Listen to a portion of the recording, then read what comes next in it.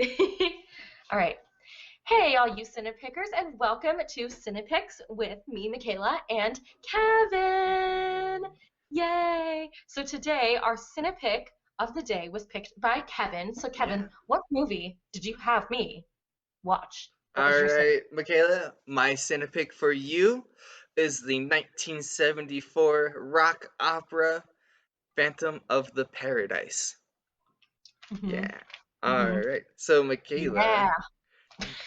have you ever heard of Phantom of the Paradise before watching it? So the funny thing is that I think I had heard of the title before, Mm-hmm. but I did because like I've sort of seen Suspiria, like the original Suspiria, and so Mm-hmm. like I made the connection like Jessica Harper was in that one and she's in this one, so I'd heard the name, but I'd never seen it. I'd Okay. never seen it, and I never knew anybody else that had also seen it Mhm.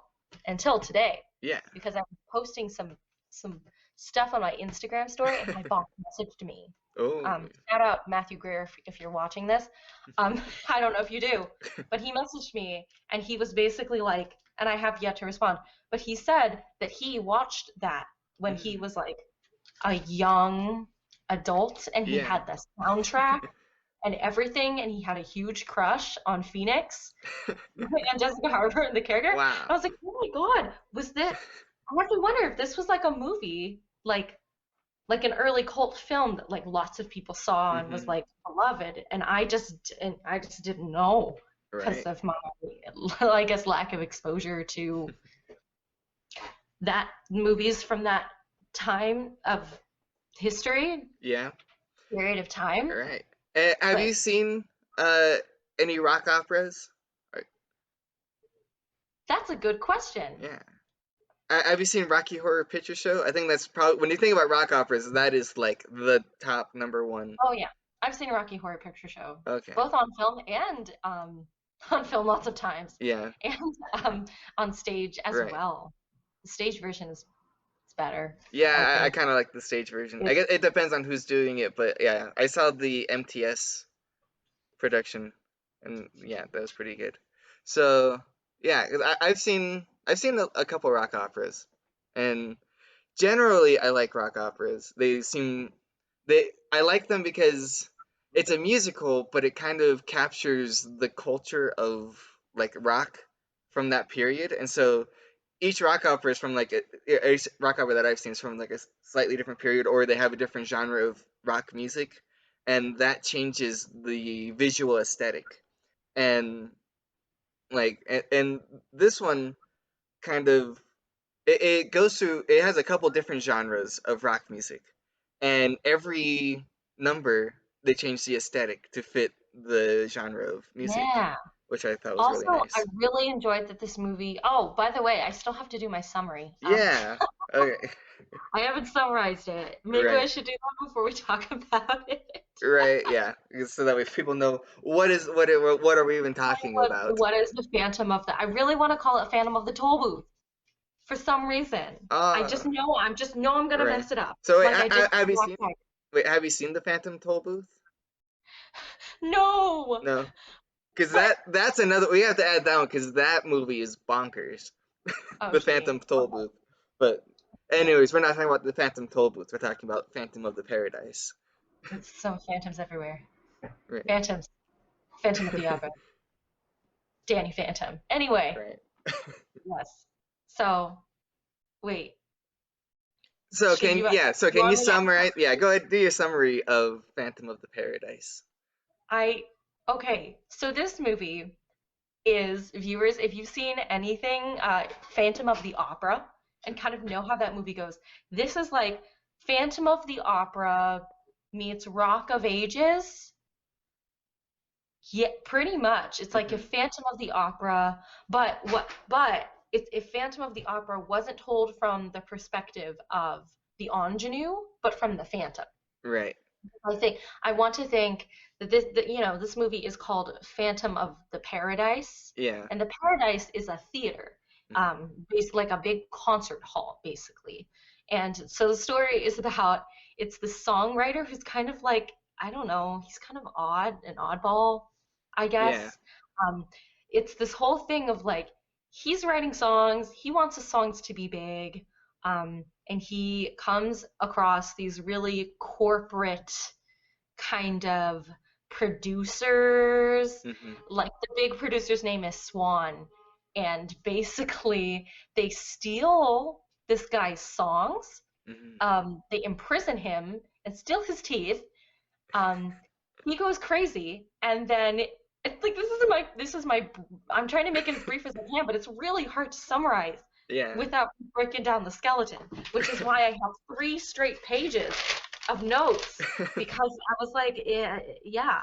So basically, they steal his songs, they imprison him, all to steal his songs and give them to like a kind of teeny bopper band that's going to be more popular. It's all about making money. It's all about like making a profit and whatever. So he gets ditched to the side. He has a breakdown in jail. He escapes like the freaking monkey man that he is, and he just runs around town. He destroys the record shop, but in the process, he gets into a horrible accident, and his face is disfigured. And I guess it like prevents him from singing. Like his vocal cords are damaged Mhm. or something. And so then he he becomes the Phantom, the Phantom of the Paradise. He steals a costume from the new concert venue, the Paradise's costume shop, and he becomes this Phantom that like terrorizes everybody there and like terrorizes the producer until the producer like makes an agreement with him in a sketchy, weird, I'm going to sign our contract in blood sort of way, and basically has him finish a big composition that he's doing on the condition that I'm Phoenix. trying to figure out where to go from Yeah. here. On the condition that this girl that he thinks is perfect for his music is the one that sings it. And of Mhm. course, the CD producer is like, at the end of the day, he's like, no, I'm gonna get this other guy, um, who's Yeah. like this glam, like a really kind of hippie glam guy who's constantly popping pills. Yeah.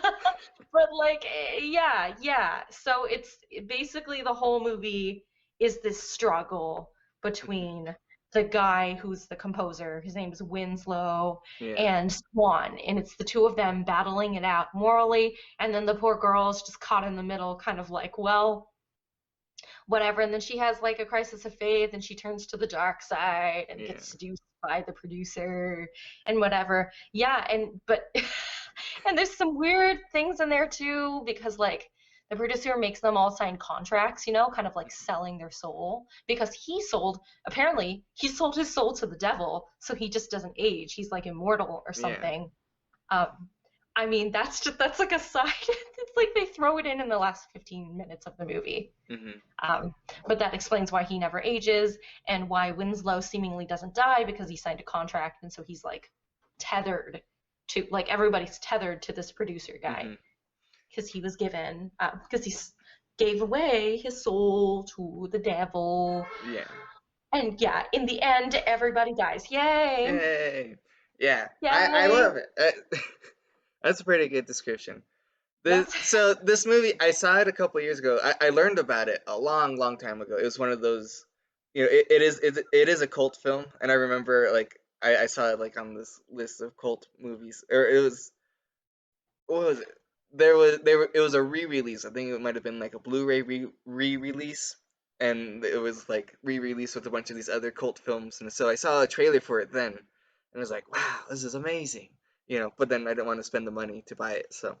But I then I think it's about 2 years ago I saw it, and I was like, huh, it's pretty interesting.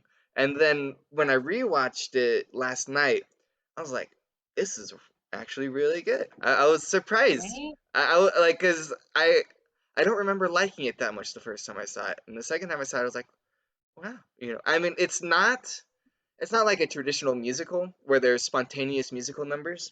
The entire story is circled around rock performances. You know, and so whenever there's a musical number, it's because of their performing. and Yeah. you know, Do you know that there's actually a word for that? It's called diegetic. mm, that's how Hmm. it is. So that when you have a Yeah. And musical, so so that okay, interesting. yeah, it's a diegetic. Although I can't say that all of the music is diegetic because sometimes the characters will just sing. Like there is one moment, and I actually thought it was really brilliant the way that they did it, Hmm. where the main character, who's the Phantom, sings his own song inside his head, but it's Yeah. like a perfect song Right. to Yeah. accompany what he's feeling. Right. Um, And I that's the one instance where it's not diegetic, but the yeah. rest is in a But also, performance. the interesting thing about that is the only song that is not on the soundtrack. And it's the one song that I want to hear. And as far as I know, I was looking for it today. I was like, where can I find this song? And I believe the song is called uh, Never Thought I Would Meet the Devil. Never thought I'd get to meet the devil. Never thought I'd meet him face to face. That's the song he's singing. And I actually really like that song. And I was like, where can I find this song? And the thing is, that song in the movie, it's cut short like halfway through the first verse. Like it's only like 30 seconds long. And I was like, I want to hear the whole thing. And so today I decided I was going to find the song because I was looking at my Spotify. I found the soundtrack. It's not on the soundtrack. I was looking around, like even on Wikipedia. I was like, show me the song list on the Wikipedia, and it's not on the song list there either. And I'm like, where is this song? I can't, And so, as far as I can tell, that the part that I showed in the movie is the only part that exists. It is just half of the first verse, and it's like, but it sounds like such an interesting song, and I really like it. So Okay? I'm a little, Maybe it's not a fully released song, yeah, you know? like So, maybe they like, only wrote that much for the movie. I don't know. So the interesting thing, the composer for the music, uh, the music was written by the actor who plays Swan. So the actor who yeah, plays Swan actually wrote the music for this movie.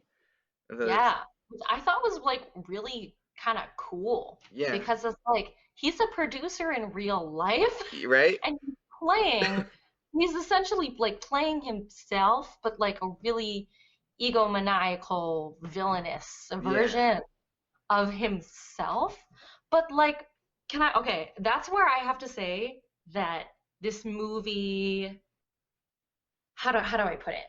Because this movie is like it's really campy as hell. yeah, It's really, really campy.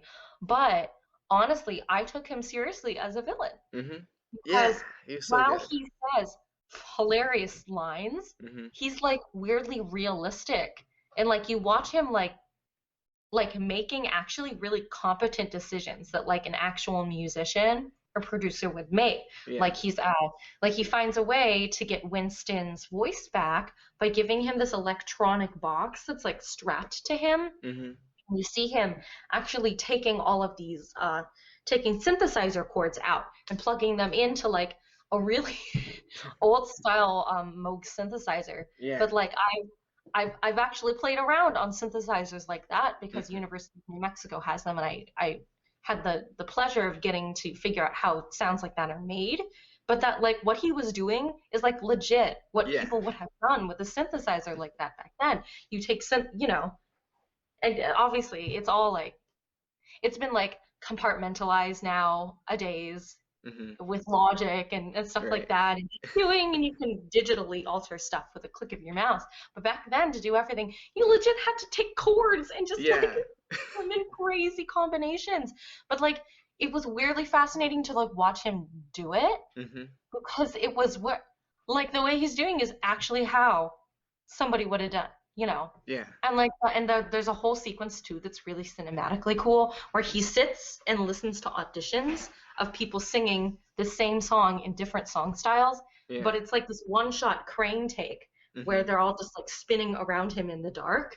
yeah, um and that I don't know why it just seemed really like there's something it like the fact that they made him kind of realistic yeah, almost made him more believable as a villain because mhm, you could totally see how he could have taken advantage of people who don't know a yeah, lot about the business and could have just like corrupted it.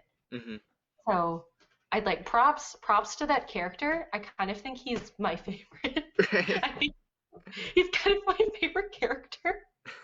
It's like toward the end of the movie, I feel like it started out being all about Winslow, Hmm. but like the further we got through the movie, the less I cared about Winslow, and the more I started caring about what Swan was doing. Yeah. Weirdly enough, Mm. um, I don't, I don't know. Right. Also, he looks exactly like Toby Jones in this movie, and I don't. It kind of if it's the eyes, I Mhm. think. It's the eyes and maybe I don't know, something in the facial features. Right.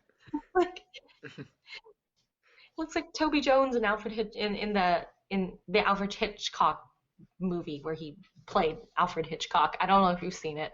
No, I haven't seen that. Wait, there's a biopic of for Alfred Hitchcock. Ah, I Yeah, gotta see it that. follows. Yeah, Sienna Miller is playing Tippi Hedren. It's the film called The Girl. Hmm. I'll put it on her list. Yeah. It's a pretty good one. It's unnerving Mm-hmm. though, because like he's Okay. obsessed. He's like obsessed with her, and I don't know, but you can see the resemblance if you Yeah. just look them up and put them side by side. Like I could not stop seeing. I was like, it's Toby Jones. Toby Jones. It is Wow. not Toby Jones. It is not. Right. That's okay. But yeah, I have to say the music in this Hmm. is so good. Like Yeah. it's better than it has like any right to be. Hmm. Um, and the musical numbers. Oh my God. Oh my word. Right. I put, oh, this has Jessica Harper in it, Cold Queen. Um, that first that first musical number, I think, Yeah. The is the Juicy only Fruits one. one. Yeah. I think it's the only one I didn't like. Right. That one, I feel like, because it's funny that so in this movie, Swan, he is like biggest or his most recent claim to fame was to bring back the nostalgia genre of music, and it's kind of like the Grease, you know, Grease type of thing, So it's like bringing back like 1950s rock with like a 70s, you know, flair to it, but like that's basically what that was. It's like, just like Grease. And so he's like, and so this is, I feel like it's more of like a parody of the nostalgia genre. So yeah, And but I it's, still hate it. Honestly, like it to be was honest with so, you, I couldn't stop laughing that entire, like, and that's how the movie opens too. It opens with that song, and it's so funny. It's like, it kind of sets I the tone. It's just like, this movie is ridiculous. my God. Do you want to know my comments though? Yeah. I said, what the F is up with these backup singers? This song sounds like Crocodile Rock Yeah. by Elton John. And honestly, Winslow also kind of looks a little like Elton John. Right. I don't know if they were hinting at something. The Juicy Fruits is the stupidest fucking name I've ever heard. Right. Yeah. Um, and just as a general note, I wrote I hate 70s nostalgia films, Hmm. specifically Grease. Yeah.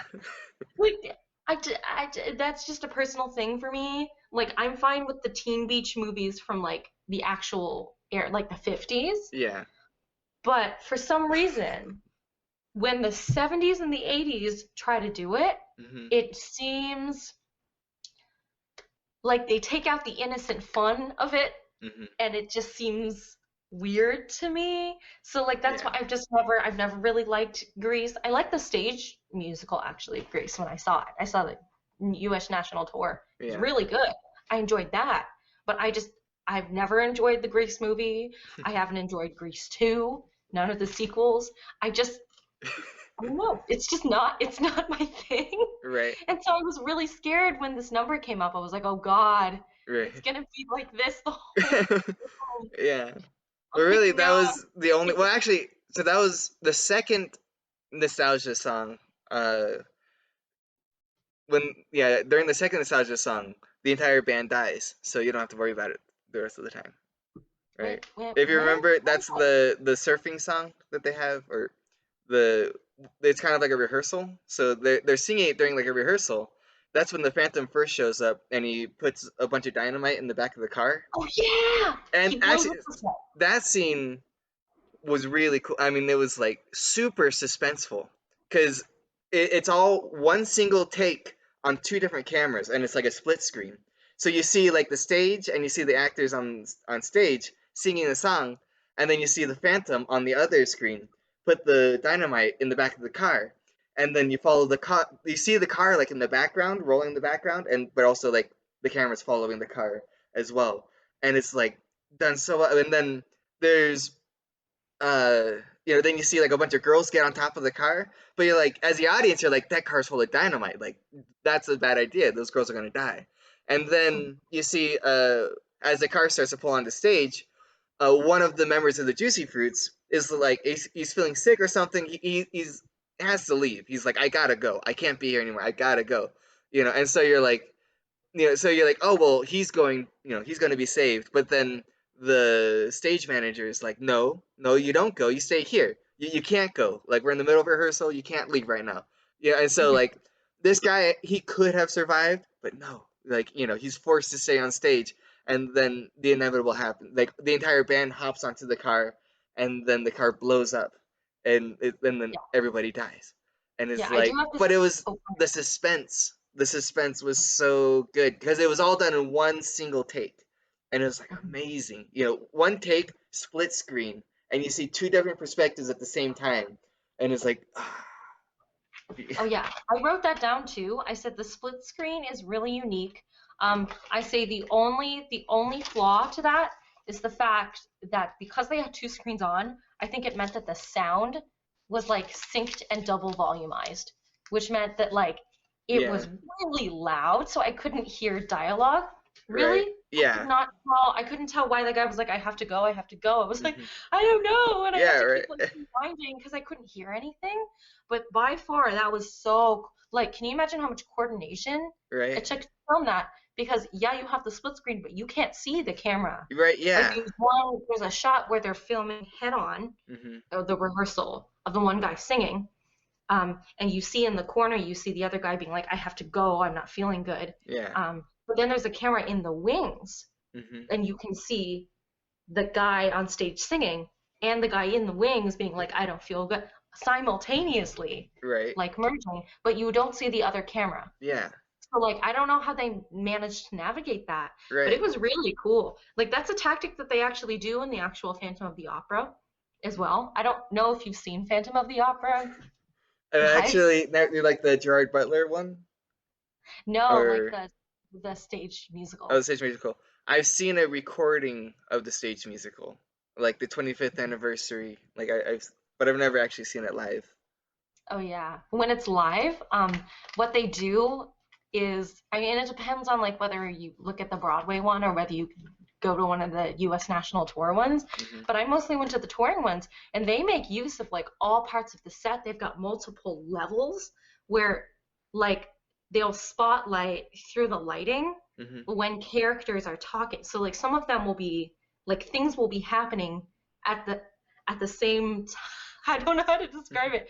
Like the action, the rehearsal will be going down on the main floor, Yeah. but you can see the Phantom like running across the catwalk and like sometimes like strangling the fly guy, like in the background. No one else can see it, but you Hmm. can't. So like they'll do like things like that, Ah. and then he will disappear, and you'd be like, Yeah. where did he go? Because all of the action's going on down here, Hmm. wanting to distract you away. And but yeah, then the horrifying thing will happen, and the fly guy will drop from the rafters, and he's dead. Right. I wonder. So this was 1974. Uh, I don't remember exactly when Phantom of the Opera. When did that premiere on Broadway? Was that eight? That's like late 85. 80s. I But think it was 85. so, and before Andrew Lloyd Webber did Phantom of the Opera, I believe it was not a musical, right? Oh And yeah, and so I feel so this came before that. I mean, it's always been a book. There's been a book, and then there's been several film adaptations, and I'm pretty sure there's been stage adaptations as well. Throughout the decades. Um, but it's interesting that you described this scene, and it's very similar to a scene we saw in Phantom of the Paradise. But Phantom of the Paradise came first, before the Broadway right. Phantom of You the have to Opera. compare them Yeah. constantly because like there's some stuff Like Phantom of the Paradise definitely came first. Hmm. Um, However, the Phantom of the Opera novel came before everything. Right, yeah. And So so it's this was, yeah. possible Well, that they took stuff from that, hmm, but not from but the musical then would have technically drawn inspiration from the movie Phantom of the Paradise and from the novel yeah. and meshed them together. Hmm. I think that's what happened. Maybe. Yeah, it's Um, interesting. I wonder. But yeah. So this movie is interesting because it's not just based off of Phantom of the Opera. It also has elements of the Portrait of Dorian Gray and also Faust. I mean, obviously that's the name of the song that or the cantata that the songwriter is writing, and it's called Faust. It's about Faust. It's about a person who sold his soul to the devil, and in this movie we see somebody actually sold their soul to the so devil. So it's like he's writing a musical about basically about Swan's life.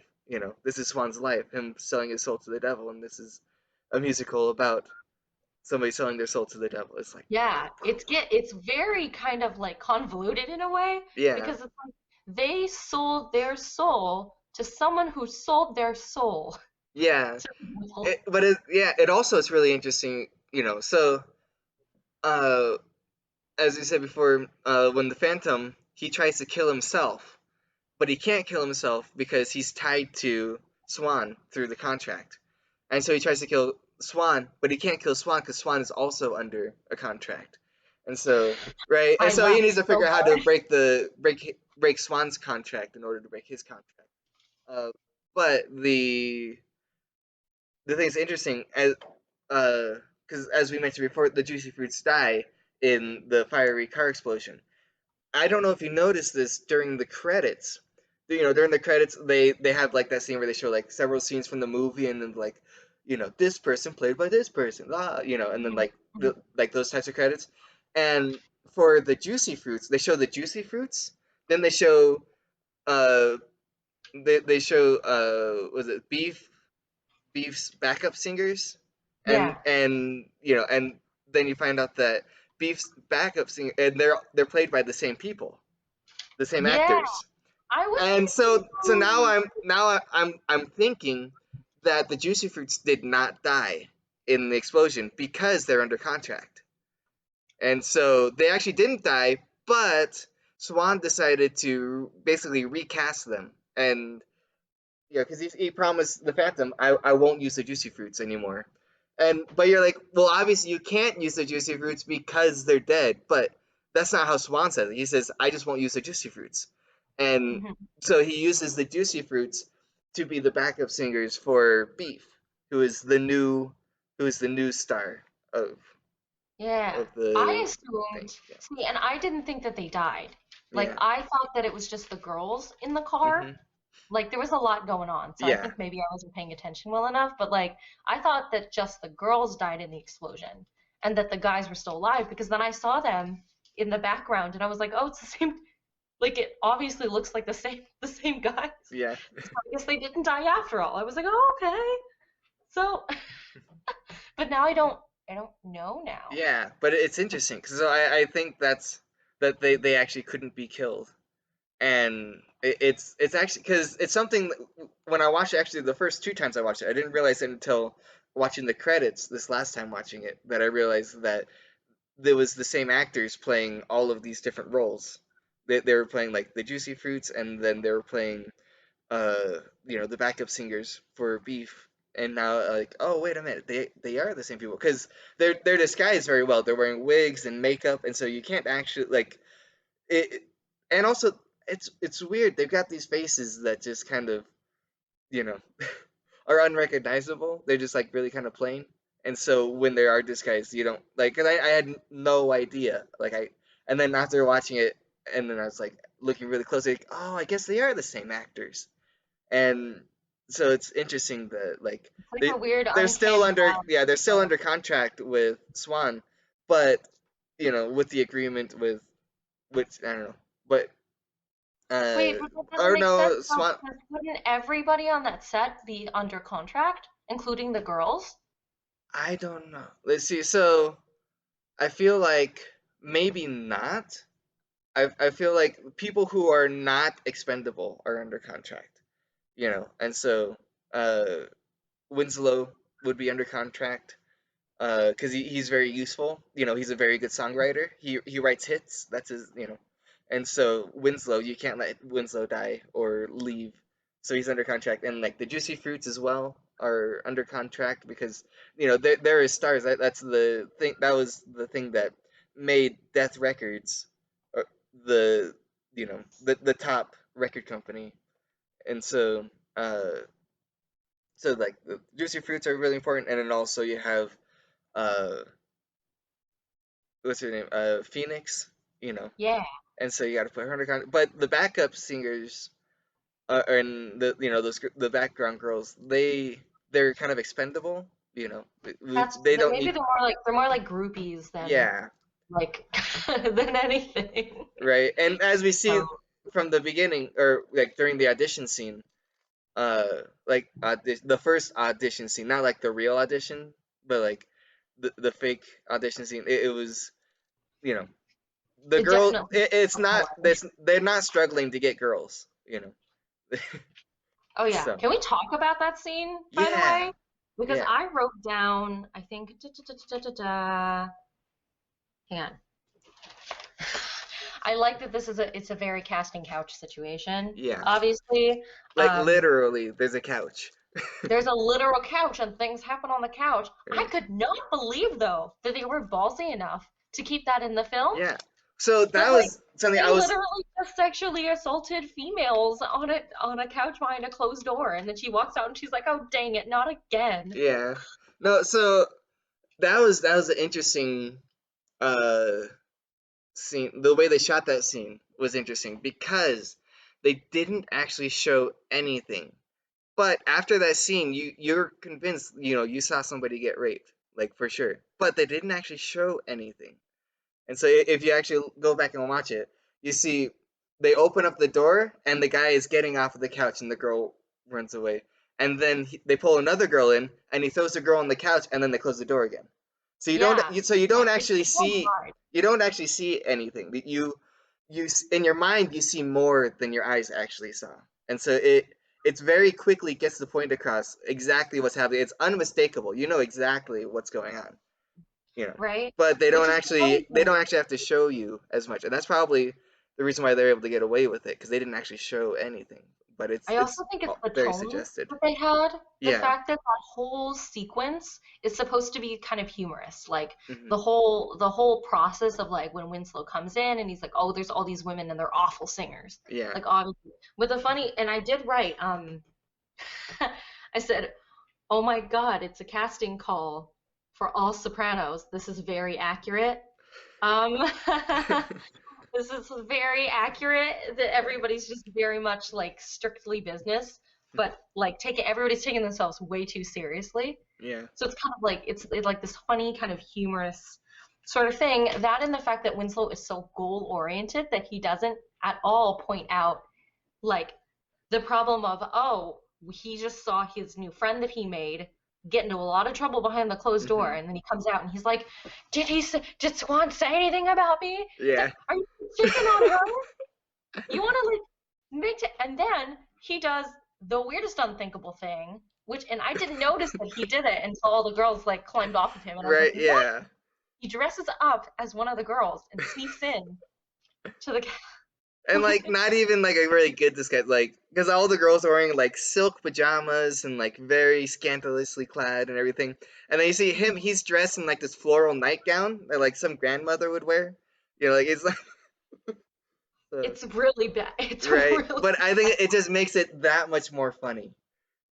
It's just, And and the fact that he's so desperate to get Swan to notice yeah, him, he's basically like one of the other. He's basically in the same boat as the other girls. They're yeah, all like, Swan, Swan, and he's like, Swan, right, Swan. Like it's just, oh my God, that's so.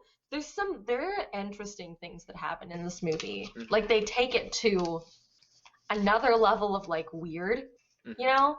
yeah, Because then like the thing that happens after that is that he gets like interrogated by no, he gets beaten up. Mm-hmm. He gets beaten up, and then they toss him like in a garbage can, Yeah. and 2 cops find him, and I think the cops were like bribed or something. I don't really know what's going Yeah. on. Well, the cops are they plant drugs on him, and and then send him to jail for that. And they Yeah. take his teeth. Yeah. Like that, like how weird is that? And so Well, that's another thing I want to talk about his that whole scene of him getting arrested, going to jail, breaking out of jail, and then getting his head crushed and face deformed, and becoming the Phantom. It's about a 3-minute scene. Like it's so fast. So that's this movie. This yeah, movie does not I waste love that. time. It moves, and especially that because there's not a lot story wise. All it's basically just his origin is why is he so crazy and why is he disfigured?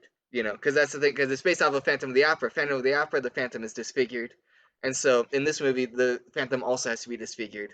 And so this is like, why is he disfigured? They don't like waste all this time or whatever. It's just very boom, boom, boom. Like literally, he gets arrested, he gets sent to prison, his teeth get pulled out. He Quick cut. he goes on a rage and he goes on outrage and breaks out of prison, and then he breaks into the record company, destroys a bunch of records, and then gets his face smushed in a record press, and then he falls into a lake. And it literally happens almost that fast. It's like Yeah. super quick. I have to say it's kind of hilarious actually. Yeah.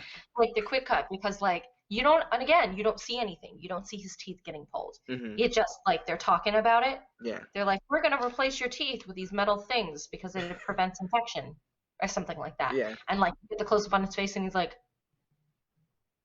because he's like, I'm not guilty, I'm innocent. And who else here is innocent? Everybody raises their hands. Right. And he's like, I'm screwed. Then you go, quick cut, and Right. the title screen flashes 6 months later. Right, yeah. And then you zoom in on his face and he's like, Right, yeah. And he's like, yeah, his teeth, he's got these metal teeth, and also he's got this really bad haircut.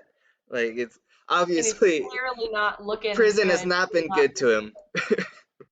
It's Yeah. not. I mean, honestly, I kind of don't think he was okay to begin with, Mhm. though.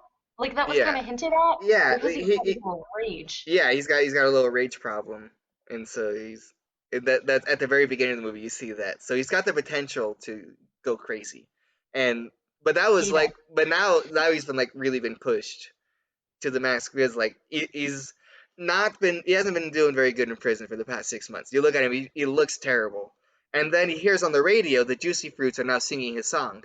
And he's like, no way! Like that was the reason why he lost his temper the first time, was because the guy suggested that the Juicy Fruits would sing his music, and he's like, no, they won't. I hate the Juicy Fruits. Just like you. Yeah, he doesn't like nostalgia rock just as much as you do. So yeah, and so now he hears on the radio that the Juicy Fruits are singing his music, and he's like, no, that's what sets him off. Now he's going crazy. Hey, but it's understandable. Like that's the weird thing is that I Yeah. actually like felt things for all these characters. Like Mhm. I actually kind of weirdly cared about them. And I Yeah. can't say that about some of the other movies that we've watched in the past. Where I was like, okay, they're obviously just kind of disposable and throw away, but I Mhm. actually cared. Like I could kind of see why he would like have a freaking breakdown. Like Yeah. his eyes twitching, like the Mhm. Juicy Fruits are singing a song, and he's like, Right. It's like, oh, it's gonna happen. He's gonna snap. He's gonna snap. But honestly, like, wouldn't you? Right. Yeah. I'd get pretty mad too. I mean, after being subjected to like forced labor, like Mhm. putting together whatever they were doing in It that looked like factory. board games. Like it looked like he was Yeah, putting together board games, which is like super random thing for prisoners to be doing, is to be right? assembling board games. I'd almost rather. Is it weird that like, compared to the other forced labor things that they could have you do in prison, Mhm. like assembling board games sounds kind of nice to me. I'm not saying that like they should be thankful that that's Right. Yeah. all they were doing in a forced labor situation. It's still super random, like a super Mhm. random thing to have them be doing. But like, oh yeah, I don't know. I just thought that scene was hilarious Yeah. because he's a force of nature, Right. almost. He's like busting through. It's like honestly, throughout this entire film, he's kind of like superhuman in a Mhm. weird way. It's like walls cannot contain him. Like Yeah. he will break down the doors. He will kick he will freaking disassemble bricks. Because Right? at one Yeah, he busted through the bricks point, and busted through the metal door. Like that. like Yeah. what? What? Yeah, Like and maybe he never is a phantom. I don't know. Like it's maybe that's never explained. yeah. Um, but yeah, that's just so that's really wild. Oh, I Yeah. did say something. I figured out a solution to his problem Hmm. about halfway through the movie. Ba, ba, ba, ba, ba, ba, ba. Hang on. Okay. Sorry, I was like reading through my notes. Yeah. I put it in all caps. It's it's right here. Yeah. And I put the solution to his problem. I don't get why he doesn't just blow up the entire Paradise Theater, Hmm. because that would solve his entire revenge scheme. Right. Instead, Yeah. he decides to individually pick people off, Hmm. which obviously doesn't work because they're all under contract and impervious to death. Yeah. So it's like So now everything you're doing is not like it's not it doesn't lead to anything. It's right. fun. It's fun to watch. But he does like it's like things do happen in this movie that are kind of random and not entirely explained. So Right.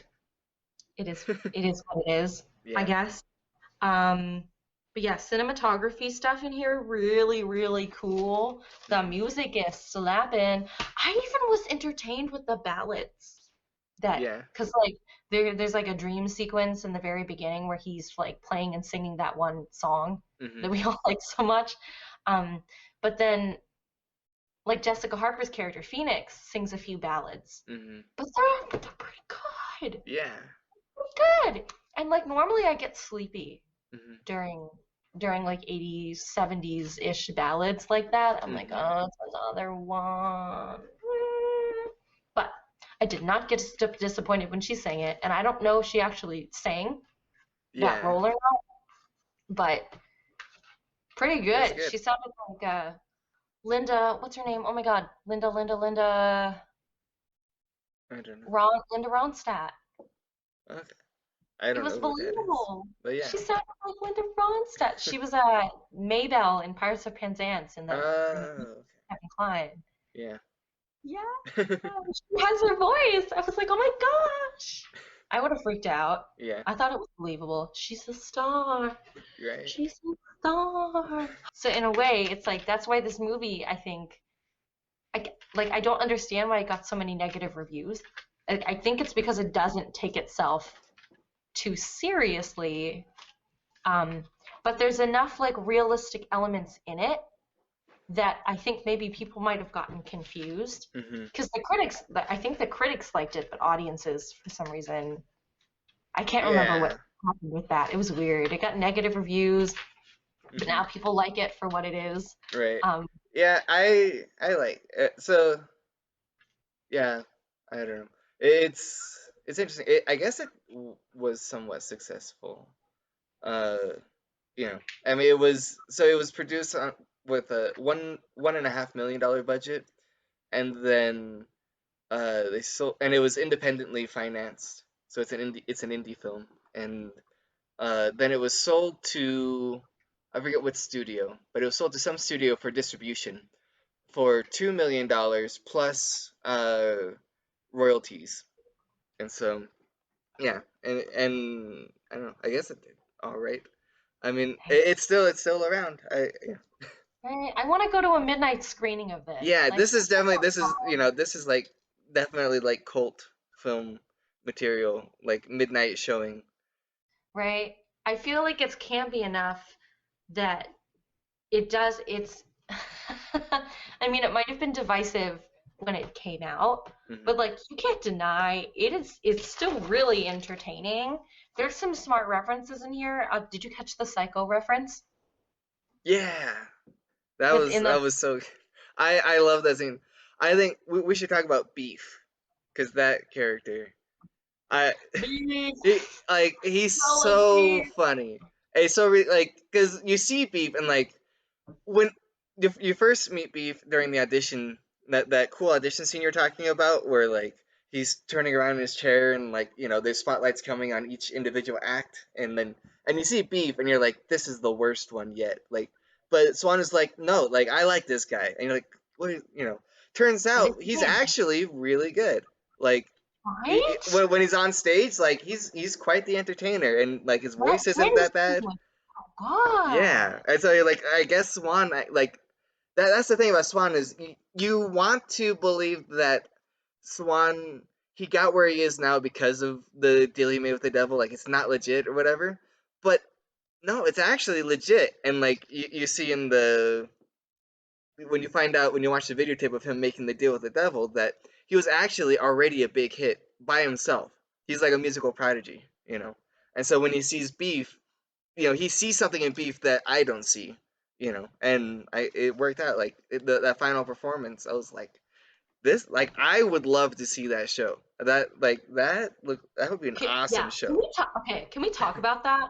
Because like that was a performance art piece, like an immersive Yeah. concert experience. Like they No, had it's like all very, like, it's like a theatrical rock. Like it is. I mean, basically, it is a rock opera. When you talk about when Winslow's talking about his quintata or whatever, it's like the this is he's talking about this is a full story, and it's a story that follows this guy who made a deal with the devil and everything, and it's a series of songs. And so that he was trying to talk to because the uh, Swan's henchman only wants just one song or just a couple songs. She's like, just give me the good songs. He's like, no, you can't just take the. It's a whole series of songs, and it creates a yeah, story, and it's so a it's so narrative. literally he is writing a rock opera. And so when you see it Yeah. on stage, you're like, yeah, this is a rock opera. It's very theatrical, and it. Unfortunately, we don't see that type of stuff. Like, because back in the '70s, that was a thing. There was a rock opera stage. That was a lot of bands were writing their own rock operas and performing them kind of similarly to that. And it didn't catch on, unfortunately. I really like it. I remember I bought some records from the Kinks. The Kinks actually wrote a rock opera and called Preservation, and it's a two-part rock opera, and it's really good. They tried to perform it a couple times, and their audience was not having it. Like the audience came to see the Kinks and to watch, like to listen to Lola and like their greatest hits, and now the Kinks are performing some rock opera that they'd never heard of before, and the audience was like not into it. And that's the problem with like the rock audience is not like into rock operas, and so that was unfortunately, and so that's why the rock opera genre it's not it didn't take off as much as I think it should.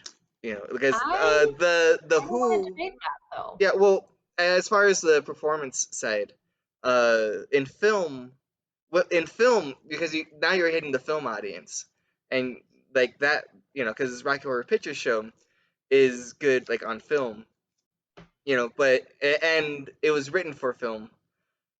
If you were to have like a rock band, a well known rock band try to perform like Rocky Horror Picture Show, we'd be like, what is this? I came to see this band, and I got like this other show that I didn't pay for.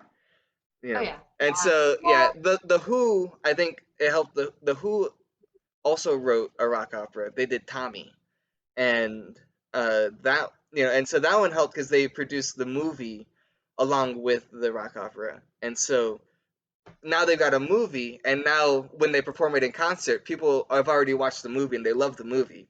And so when they perform Tommy in concert, now the audience is like into it. So the Who, but that's like the rock operas need to be accompanied by a movie in order to go on. But a lot of bands, they don't have the resources to put together a movie.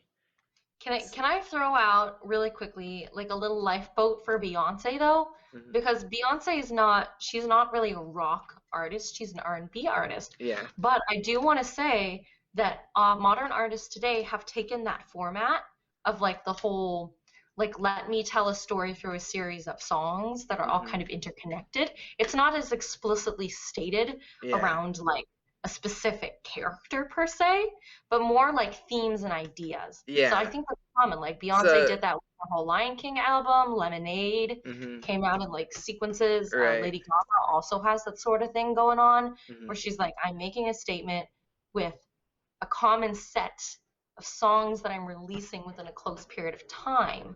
Um, However, again, it's not as explicitly stated, obviously, as like Yeah. literally taking the story of Faust and setting it Mhm. as a rock opera. By the way, I'm pretty sure that there is an actual Faust opera.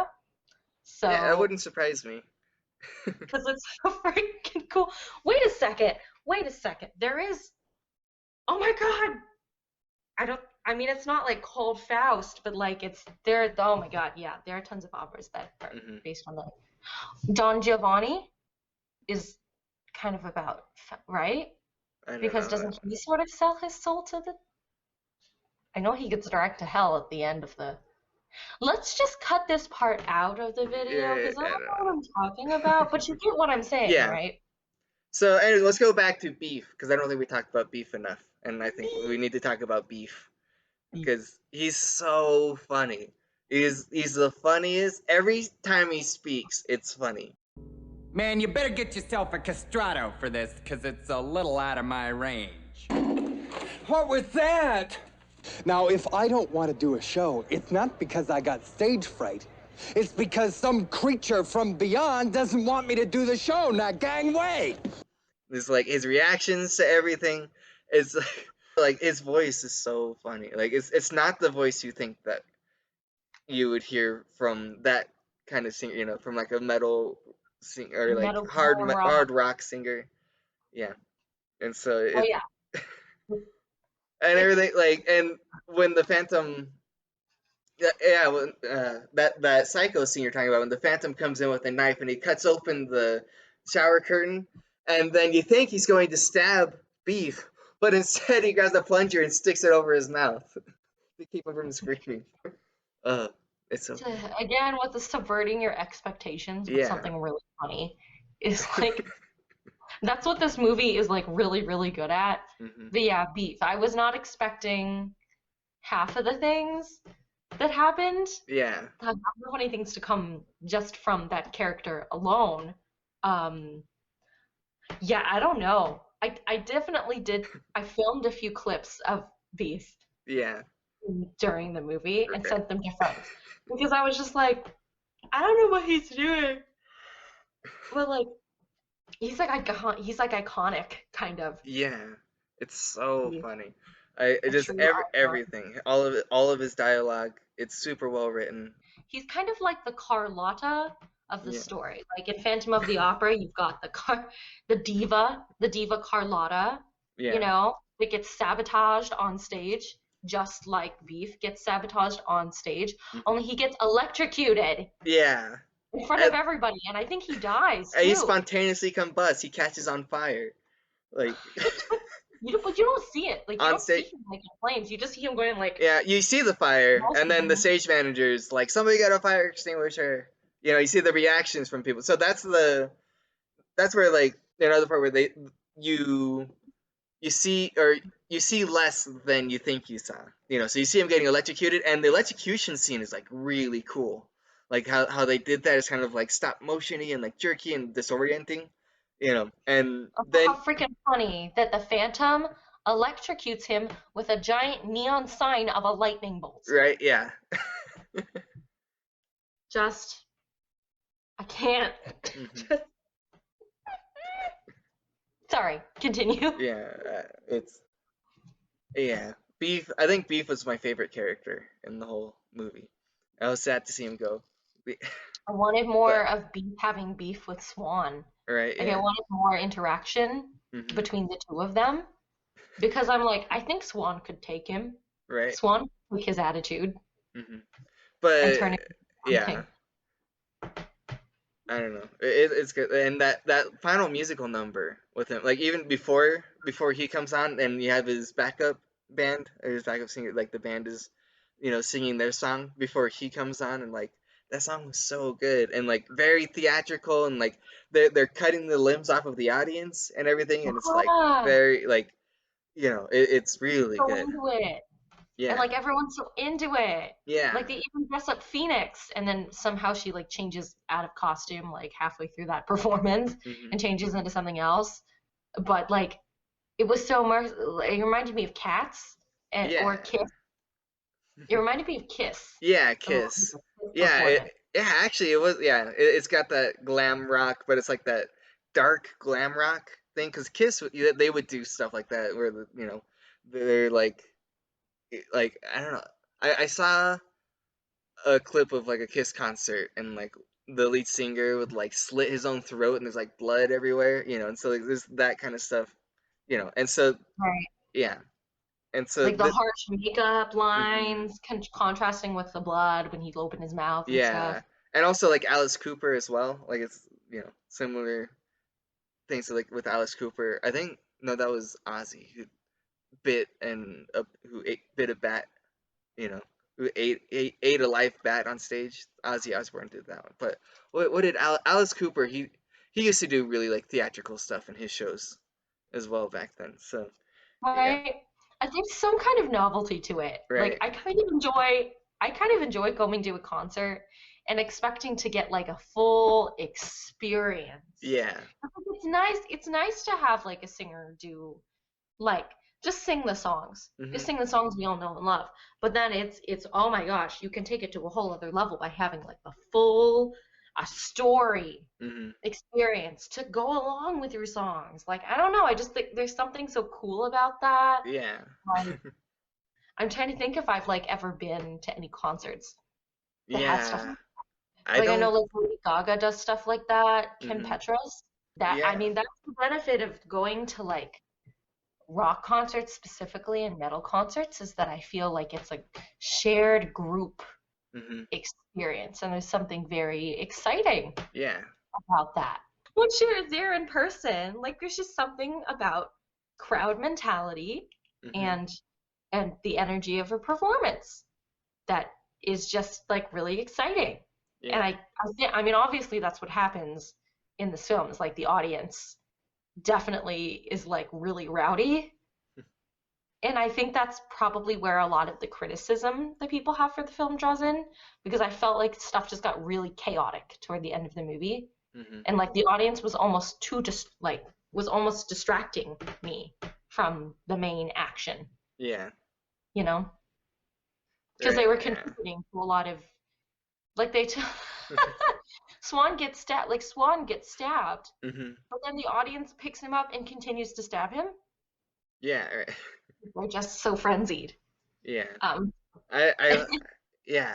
That the ending is so crazy, and but like yeah, because you don't exactly know how it's going to end, because you have, so part of the contract with Swan's contract, his contract is tied up in the tape, in the videotape itself, and so you have to destroy the videotape, and then and when you destroy the videotape, then it destroys the contract with his contract, and so mhm, then that'll, but uh you think like maybe it'll kill Swan or whatever, like what's it gonna do to Swan?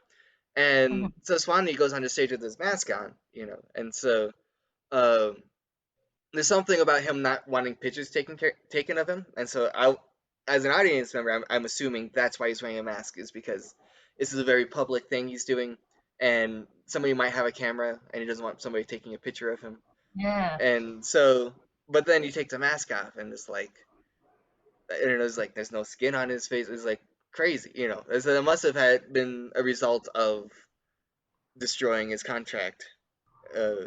He has like disfigured his face and made it all weird and nasty. And Right. I thought the mask was a ceremonial prop thing, yeah, like a costume, hmm because he was marrying yeah, he's marrying Sora. Phoenix. Yeah, he's marrying Yeah, Phoenix on stage at the end of the show. That was like, random it's like a decision. weird thing, but It's weird. yeah, Their whole relationship is very like she does such a 180 turn with the fame going to her head thing, like after she becomes, oh, we didn't mention this, Cine-Pickers, but yeah, after Beef is spontaneously combusts, hmm, they put Phoenix in his place and have her yeah, sing the songs. She becomes like this overnight sensation, hmm, and then like I don't know, the Wikipedia page for this movie says that Swan seduces her, and I guess she somehow just becomes obsessed with her fame, and she kind of goes to the dark side. I Yeah. didn't really see him seducing her, but she ends up in bed with him later. Yeah. In a scene that I wrote down as being way too long. Right. Yeah. Of them doing the exact same thing, which is just cuddling and kissing. Yeah. It's interesting because some of it is the Phantom's perspective as well, because the Phantom is also, he's like on the roof looking through the sunroof and like looking in, and uh yeah, you see like how manipulative and just evil Swan is, where he's doing it mostly to torture Winslow. the Winslow. Yeah, because you see like there's a video camera, and so is watching Swan is watching Winslow watch him. Like that's like, it's so, it's That's like crazy serial like that. killer Yeah. stuff right there. Right. That's like serial killer vibes. Right. And Swan seems to be getting more of a kick out of that than he does out of being with Phoenix. Because he's Right. like cuddling with Phoenix or whatever, and you think like, oh well, maybe this is gonna go further. No, that's not what he wants at all. He doesn't want sex. He wants to watch Winslow suffer. That's how he Right. gets his kicks. Which makes a lot of sense though, because this is a guy that's lived decades longer than he should. Mhm. Actually, no. He's still kind He's of still within not his that long old. lifespan. Yeah, he's not that old, but he He's just not hasn't that he old. hasn't aged at all. Like there was the woman early in the film where she was his friend in high school. Like they were friends in high school, and everybody's like, "No way, you weren't his friends. You're old enough to be his mother." And so he should be her age. It was just like late 40s, 50s ish. Yeah, looks So like he's 50. not actually that old. He's not crazy old, but still, Right? yeah. Yeah, that I mean that's also hard because the way that he's dressed, the way that they styled him, doesn't really make him look any younger though Yeah, either. that's the thing. Is like he looks older. When you look at like the videotape with him, like his short hair and everything, then you see like, okay, like he's pretty young. But Mhm. yeah, but with the way that he's dressed and his hair and everything, he looks older already. So it doesn't, that part I feel like doesn't work so well. That thing, But that's it. also the magic of makeup, Yeah. because that guy had to have been in probably in his 40s when he filmed that Yeah. role, I looked. right? He's 80 now. He's 80 years old now. Oh, wow. Okay, so So 70, 74. I like don't. 50 It's a years ago. Oh my 30, God, wait. 50, 55, 50. No, not 55. 57 years ago, I Hey think. Siri, what is 2020 minus 1974? 2021. But who's counting? Hey Siri, why do you hate me? Stop! Hang on. Wait, I got this. I have the calculator. Okay. Okay, so he would have been 34 at the time. Okay. So, okay. Well, that's not, I mean, yeah. Yeah. Yeah. Still, the magic of makeup. He looked very young in that scene. Yeah. So, I mean, all things considered, I think they did a good job. Right. But yeah, that's another Phantom of the Opera reference. If you didn't catch that, there's, oh my God, Yeah. one of the things I love in Phantom, because Phantom's one of my favorite musicals. But Christine Daae, the ingenue, and her bow thing, like they have a little duet on the top of a rooftop, and in the stage musical, typically they put the Phantom on top of the giant wing baby. That's Is it a Cupid or a gargoyle? on the top. It's like a series of little cupids, and they look kind of demonic, but they have wings and stuff, and it's always on the, what is it? The top of the stage. Yeah. Oh, the proscenium. The proscenium, hanging off the proscenium. And normally what they do is they put the Phantom like up in their rafters, and they put a spotlight on him, so he's watching the scene go down. So it's so it's exactly the same thing. Only back then it's not like Raoul acknowledges that he sees the Phantom of the Opera and is just doing this to torture him. Yeah. Like the Phantom is just seeing these things. It's almost like an added level of evil that they put in Phantom of the Paradise. Yeah. Sleazy guy. I think it's time to get to our ratings. So, Michaela, Okay. how would you rate Phantom of the Paradise? Yes. So, again, this is not a perfect movie, as none of the movies that we've watched are completely perfect. But I think this one is a top-ranking one for me, purely because I think it's so campy, it's almost more accessible. Yeah. I don't know how else to like put it. I definitely think it is simultaneously more flawed and yet better than Mandy, which is the last film that we reviewed. I think I could probably rewatch this one more than I could rewatch Mandy. But the absurdity reminds me a lot of Hausu. Yeah. I compare a lot of things to Hausu for some reason. It's a movie that sticks in my head now because it was so off the wall bonkers for me when I saw it, and it left an impression. Yeah. So I really, really liked this movie, not just because I'm a musician as well. So yeah, I'm gonna give this one a 9. I want to say 9.2 out of 10. Very good. Wow. Can we use tenths? I guess so. I don't think don't there's any know. rules. I don't like the I can see where the negative reviews are coming from, but it's like when you look at it from like a campy sort of, in terms of hilarity, I think that the one before, hang on, oh my God, the other musical that we watched, the Japanese. Oh yeah, the Happiness of Katakouris. I think Happiness of Katakouris was funnier, but this one found a way to make every single musical number entertaining. Yeah. And I could weirdly, realistically see a lot of those musical numbers happening today and people actually being really into them. Because, like, I don't know, like, even Winslow's look, honestly, if Winslow decided to dress up in that costume with the metal grill and, like, the dark eye makeup and decided to just sing his own songs, I think today it might actually pass. Right. He might actually be a celebrity. So, like, it's both not realistic at all, and yet weirdly there are realistic elements enough to ground it. So I don't know. I really enjoyed it. I might watch it again. Tonight. We'll see. Maybe I'll watch it. I'll put it on a bigger screen and I'll work out and watch it again. But yeah, I'm gonna say I'm ranking it pretty high. The same as I did with Mandy because I really enjoyed it. Yeah, 9.2 out of 10. How about you? So actually, I think I liked it better the second time I watched it. So yeah, because I watched it the first time, I was like, huh, it's all right, you know. And now after watching it last night, I was like, this is actually really good. So yeah, I think I'm gonna give it a 9 out of 10. I was actually surprised at how much I liked it the second time.